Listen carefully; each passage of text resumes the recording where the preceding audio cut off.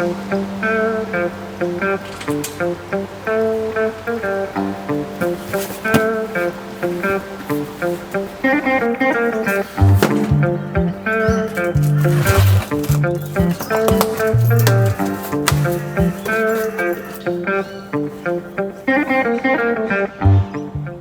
you know, you know.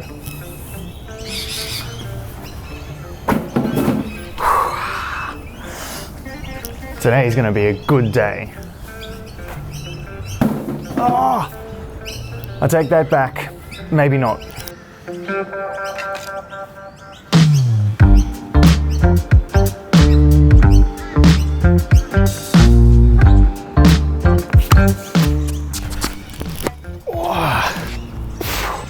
I hope you brought your Panadol along, because today we're checking out the single-handed backhand.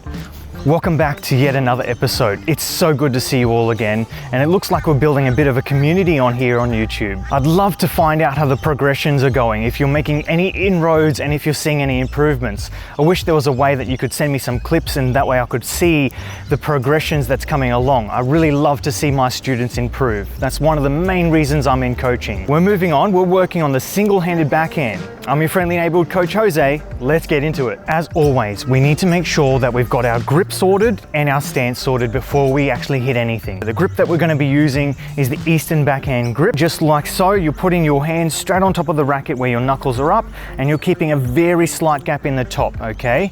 Now this one's a little bit more like a fist compared to the forehand side, whereas you want to hold a little bit longer on the forehand.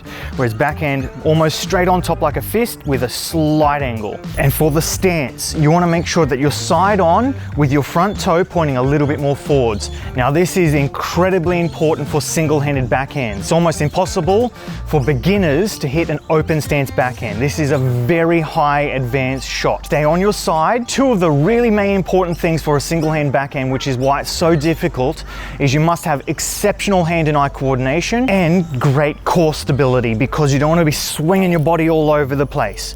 So make sure you're side on, strong core, and stay on your side through the motion. Now, quick disclaimer before we get into the technique.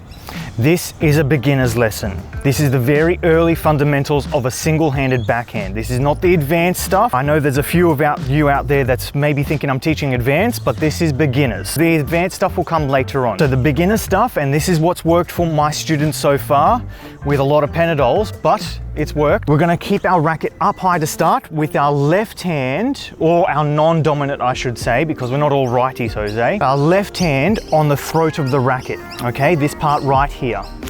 And our grip sorted and our stance sorted. Then what we're going to make sure that we do is we bring our racket down so that the bottom of your racket, the butt cap, okay, the little symbol, so mine's a Wilson, is facing to your opponent or to the ball, okay? Either way.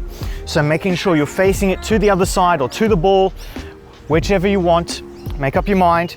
And then what you're going to be doing is at the contact point is where your wrist naturally will come round. Up high, it drops down. So you're drawing a bit of a C here. You may have seen some coaches' videos in the past do this. It works for two-handed backhand as well. Up, down, so your arms straight, bottom facing to the ball. Then what you're doing is your contact point is right out in front of you. As always, you want to make sure you can always have a nice, loose, long flowing swing. If you're getting jammed up, you're not loose, you're restricted, and you're stopping your swing from flowing. So making sure your contact point is right out in front, and then stop. That's all I need you to do. Any more after this starts to get very complex, and you start focusing on all these other things afterwards. Yes, there's spin, and yes, there's wrist, all of these things yet to come, but focus on those couple of parts, okay? Start point, let's say back point or ready position for your racket. So start, racket's cocked back and ready to contact, then contact and stop. Let's give it a go, shall we? So making sure we got our grip sorted, our stance sorted, and making sure we're starting up high with our racket, standing on our side. Remember this point, these couple of points is making sure starting up, locking that or cocking the wrist back so that the bottom would be facing to the opposite side or to the ball. And then the contact point straight in front is making sure that when you finish your swing, you have a look at how you finish. This is very important, that way you can self-correct. When you finish your swing, finish and stop still, okay? If your chest or your belly, however you want to say it, is facing still to the side, you've stayed strong. Your core is in the right position. If you've opened up and now your chest is facing to the other side, as a beginner, we want to make sure we stay side on. Later on, when we get a little bit more advanced, you can turn a little bit more, but right now, as beginners, stay strong in the core and straight through that contact point, okay? Yes, you can watch where you're hitting, but make sure you stay side on. Finish at the end and stop, have a look at your position. If your strings are still facing towards your target, you've done the right thing. If you flicked your wrist around to the side, now your strings are facing to the side fence, then you need to work harder. Grab another Panadol, try again. Let's give it a go. The progression is more wrist. Now this is where it gets very complex and where I see a lot of beginners at the single-handed backhand make a lot of mistake with their wrist. A couple of the most common things I see with the single-hand backhand is they'll come and they'll flick their wrist out to the side. Oh. Somebody get me a Panadol, please. Don't do this. That is called squash or badminton. You flick your wrist around a lot more in squash and badminton. In tennis, we brush the ball under and up. What you're gonna make sure that you do is you contact and your wrist is brushing up. The second thing that I see most often with beginners is they won't use their wrist at all, okay? They'll come through and their wrist will stay locked in all the way. Their wrist does not move at all anyway. Now, you don't wanna do this. You do need to use your wrist, but you need to use it properly. Here's a couple of activities you can use to work on spin for a single-handed backhand or double-handed backhand, in fact. First one is you're going to put the ball on the net strap and racket sandwiching the ball. Now your racket is not to be touching the net in any way, only touching the ball. Now what you're going to do here is simply just roll your wrist under and up.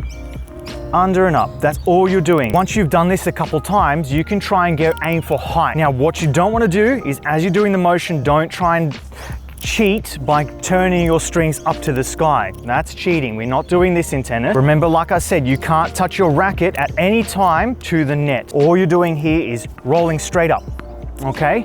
Try this. That'll help you build up a little bit more strength in your wrist to do the correct wrist movement. This is a really good one because for beginners, it stops you from trying to flick your wrist. You can't.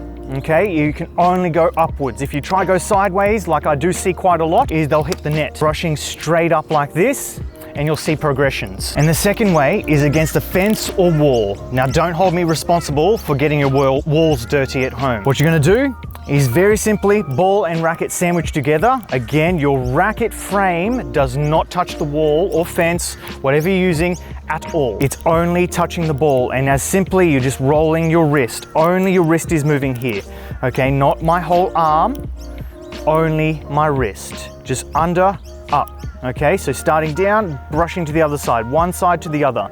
Now, after doing this for a while, your wrist is probably gonna get sore. This is a good thing. It just means that your muscles are building up a little bit more.